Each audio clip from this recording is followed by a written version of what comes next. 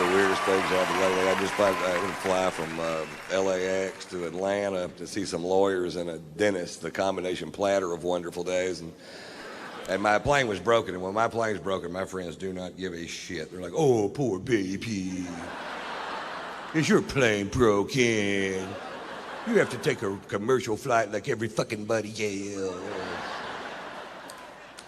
But it's not like it used to be, or either that or I'm losing touch, you know, because I'm standing in line, I got a first class ticket, and I get up to the front of the line, and there isn't anybody there. It's just a kiosk with a computer terminal, and I'm not good at computers, and I don't want to touch this thing because it's got grease and dirt, and what I can only pray to Jesus is meringue.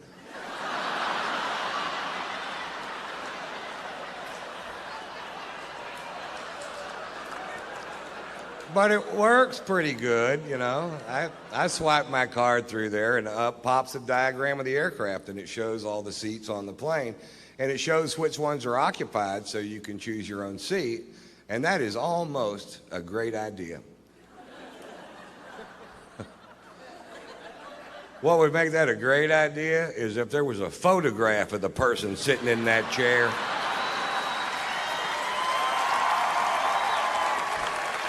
And about a 5-minute bio clip telling you a little bit about them and what their breath smells like.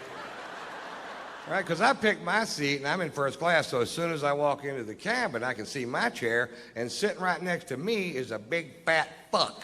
Now I know I'm heavy, but I'm not a big fat fuck. This guy was a big fat fuck, and part of him is in my chair. And I don't know if it's part of them I can sit on.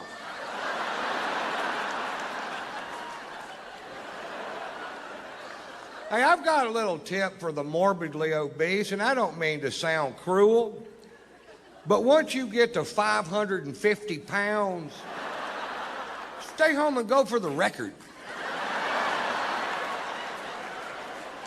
I'll sponsor you. Write tatersalad.com on your gut, and I'll send peaches over there. Peaches? Why wouldn't I send pizzas? I'll send peaches in a salad. But where would be the comedy, Mr. White? Oh, so you're all hung up about that, huh?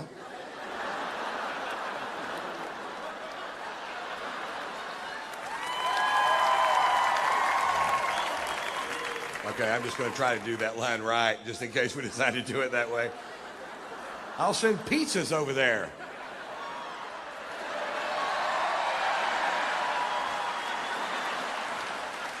Oh, that is funny. He said pizzas. Oh, Mr. White, boy, he's rich tonight. I get to Atlanta, and I check into the Ritz Carlton hotel, and the next morning I go to take a shower, and there's no hot water.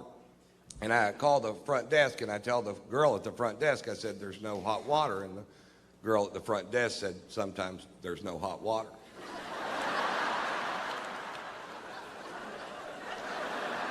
Didn't I just tell you that? I said, I've stayed in $20 a night motels where water was so hot you could cook your nuts with it. He goes, well, every once in a while, everybody will wake up at the same time, and they all take a shower at the same time, and we just run smack out of hot water. You guys didn't think about that. They thought about it at the Motel 6.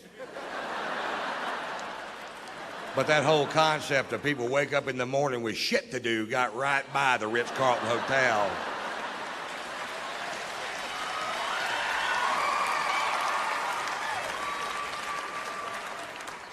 So I take a nice cold shower.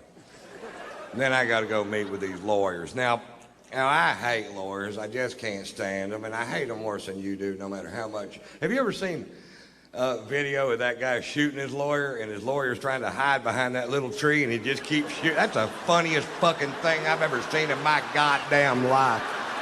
I've got that on my video iPod, and if I just need a chuckle sometime during the day, I just hit the play button. Play, pow, pow, pow, pow, ha, ha, ha, ha, ha. Play, pow, pow, pow, ha, ha, ha, ha, ha, ha. Play, pow. I do that till I come.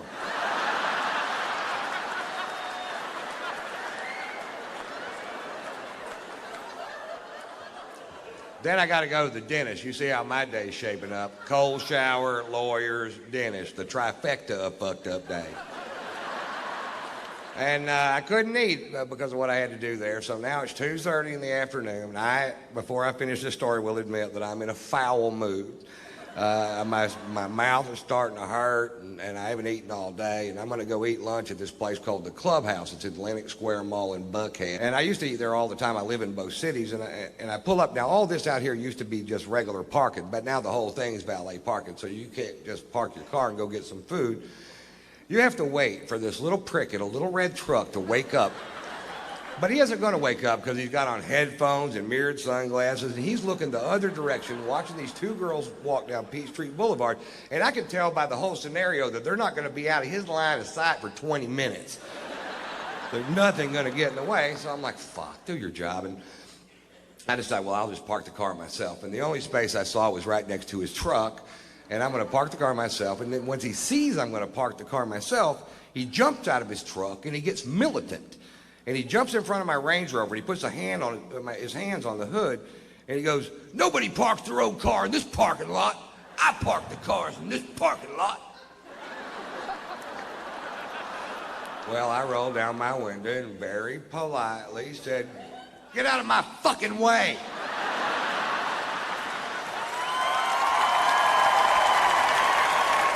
He goes, nobody talks to me like that. You can't park your car in this parking lot. And I said, fuck you. He goes, I'm calling the police. What's your first and last name? I said, it's fuck you. It's F-U-C-K, capital Y-O-U.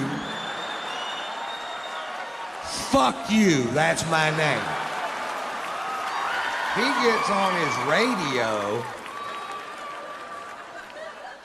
and calls the Dalai Lama of all parking lot attendants, who comes squealing up in his little red truck. Apparently they give them to him. He hops out of the truck like he's going to do something. He immediately recognizes me, and you see this big, oh shit, wash over his face. He literally shoves this kid out of the way and starts apologizing. He said, Mr. White, I am sorry. I said, listen, this kid's not doing his job. He's an insolent little piece of shit, and he needs to have his ass reamed. He goes, Mr. White, he's going to have his ass reamed by me and my boss's boss. And I was like, well, I had no idea the chain of command went that deep in the parking lot.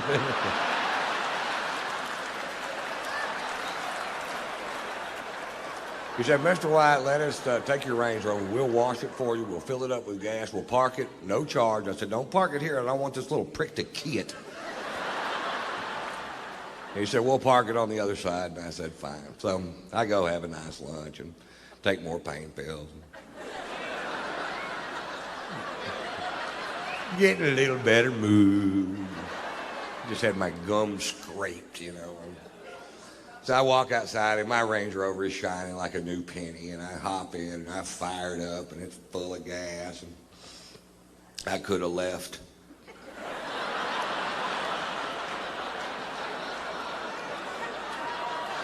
But instead I drove back over there where that kid was. I rolled down my window and he rolled down his window, and I went, how'd that work out for you? Pretty good?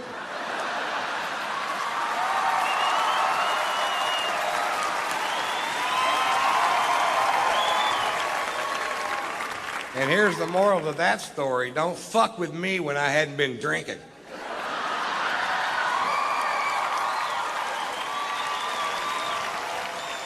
Pulitzer Prize-winning author Norman Mailer died last year at the age of 84 years old. For the last 60 years of this man's life, he drank to excess every day. He was married 6 times. He smoked pot. He stabbed his second wife. And I've never read one of his books, but I got to tell you, I'm a huge fan.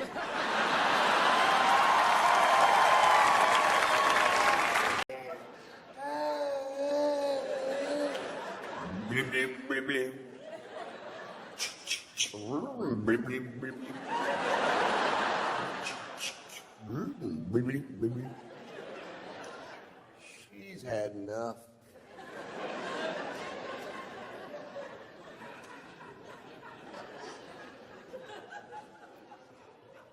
early last year in Florida, at SeaWorld of Florida, an animal trainer was killed by a killer whale.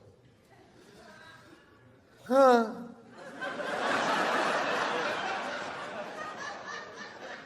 Turns out there's a reason they didn't name them ocean ponies.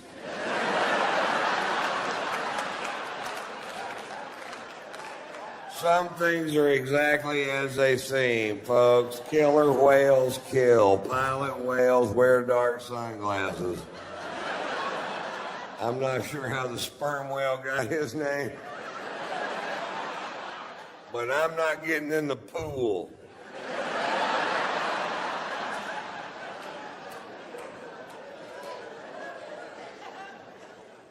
That whale got his job back. They put that whale back in the show. Now, when I first saw it on the internet, I mean, this will be world news. It wasn't even news at all. They put the whale back. This whale killed 3 people. This is a serial killer whale.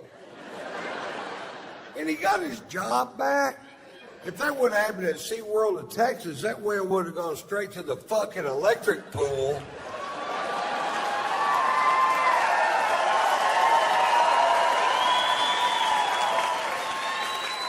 And that's just a regular pool with a toaster thrown in it. People think they're expensive to make, but it's like $14. You can reuse the extension cord. People don't know that.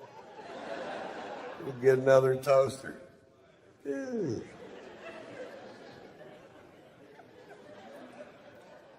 They busted a sushi restaurant last year in L.A. selling whale, and they fined them $200,000.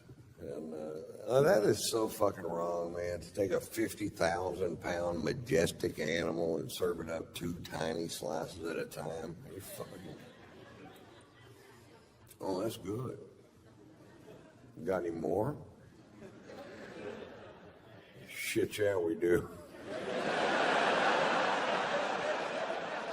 We have a shit road.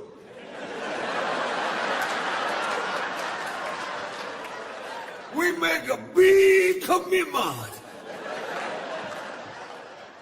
I don't know how I got caught. Maybe that 14-foot fin hanging out of the dumpster.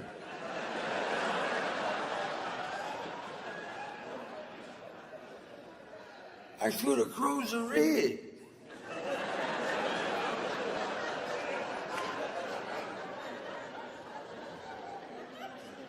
Yeah. Probably should have closed the rig.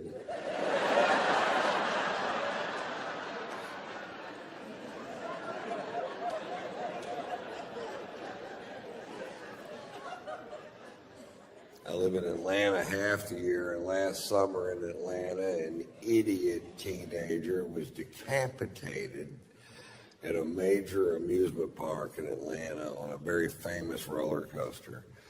And now what I thought happened was he was on the ride, stood up, got his head cut off. That's not what happened. What happened was while he was on the ride, his hat flew off. And when he got off the ride, he climbed over 2 fences and went through 2 gates, telling him not to retrieve this hat, which it turns out he didn't really need after all.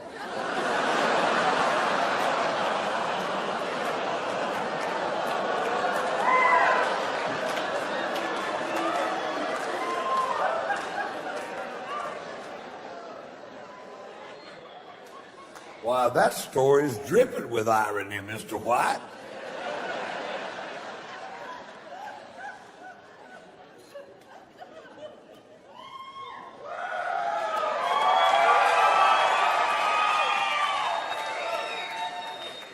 The part of the show where I prove my job is better than yours.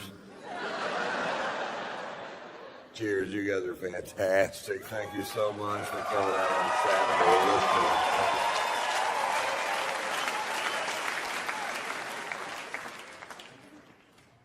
I was at home last week and my nephew called our house, and I never answer the phone in my house, ever. And I think he was surprised that I did. And I answered the phone, he goes, "Uncle Ron, is that you?" said, yeah, it's me. He goes, Uncle Ron, did you know it's okay to be gay? I said, well, I don't answer the fucking phone at my house right there. Now it's my problem. I'm like, well, you're right. It is okay to be gay. Do you know what gay means? He goes, that's where a man likes a man or a woman likes a woman, but they can't have babies. Pretty close. You believe that 6 years old, this kid knows what gay means? I didn't find out what gay meant till I started hitchhiking.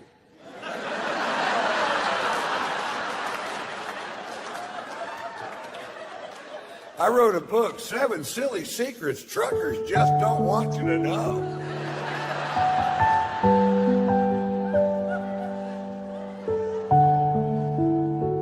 My wife and I are big fans of the reality TV show on HBO called Pornucopia, Sex in the Valley. It's a reality show about the pornography industry in the San Fernando Valley, which is where most of it's made. And we bought the first season because it's fucking hilarious. And this one episode was about guys that were straight porn stars, but they were doing gay porn because it pays 5 times the money. And they're interviewing this guy, and he goes, yeah, I was in a scene yesterday with 5 guys at the same time, and I'm not even gay. I was like, you're gayer than I am.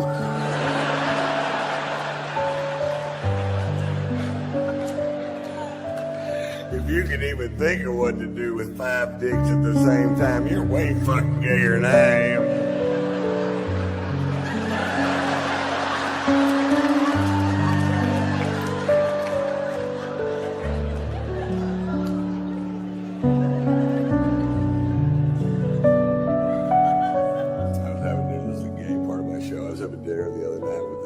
CBS executive, and who I've known for years. Great fucking dude, man. And he's gay, and I've never said a word to him about being gay. I just knew that he was. We're having dinner in Beverly Hills, and talking about a potential show. And this chick walks into the restaurant, this LA smoking fucking hot, man. Probably an actress or a model. She was in the Oath, which means I don't care if she has children. I don't think the letters line up, but that's what it means. She sits at a table kind of near us by herself. And I had a couple bottles of wine with dinner and a couple scotches before that, and I was pretty drunk. And I said, you mean to tell me that does nothing for you? And he looked at her and he goes, not a thing. I said, you mean you would rather have sex with me than her? Not by much.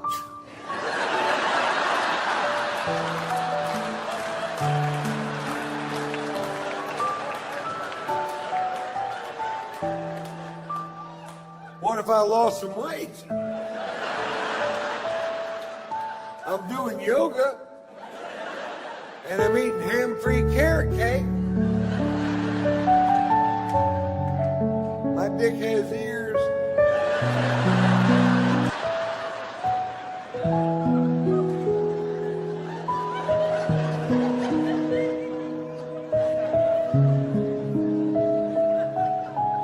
My favorite thing about LA is the people out there are just so goddamn pretty, man. I'll tell you how it happened back in the 20s. They started making movies out there. And when they did, all these beautiful people from all over America flocked the fuck out there to be in the movies. And they couldn't all be in the movies. Some of them got regular jobs, but they met those people that were in the movies. They got together and they had these beautiful babies. And those babies grew up and met other babies from the same area, and they got together and had even more beautiful babies. And almost the exact opposite thing is happening right now in Kansas.